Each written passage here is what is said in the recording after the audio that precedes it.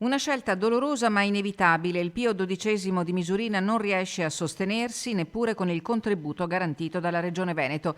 A fine anno, presumibilmente anche prima di Natale, il rinomato centro di diagnosi e cura dell'asma infantile, unicum in Italia e riconosciuto a livello internazionale, si inchinerà ai piedi delle Dolomiti. Il dato è quello che non arrivano bambini, non arrivano pazienti.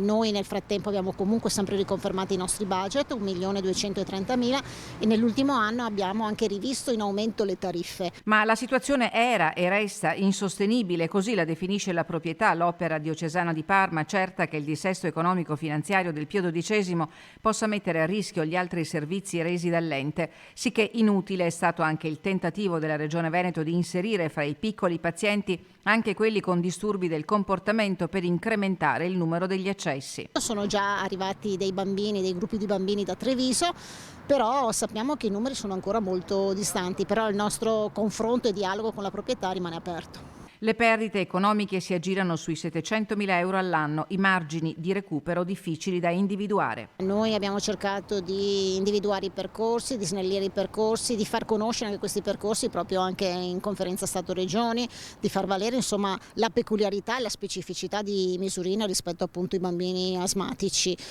Dopodiché speriamo che effettivamente venga riconosciuto insomma questo presidio, che è un presidio sicuramente di eccellenza. I dipendenti del Pio XII saranno trasferiti nelle altre strutture dell'Opera Diocesana di Parma. In una nota pubblicata sul sito del centro, il presidente Roberto Arduini e la direttrice sanitaria Annalisa Cogo fanno sapere che oltre ad una lunga degenza, ad oggi sono ricoverati una decina di pazienti. Alcuni di loro sono già stati dimessi, altri sono arrivati per la terapia. Si continuerà così fino al 24 dicembre. Il Pio XII chiude, ma col desiderio di valorizzare e di mettere ancora in campo l'unicità dell'esperienza del centro nel panorama nazionale.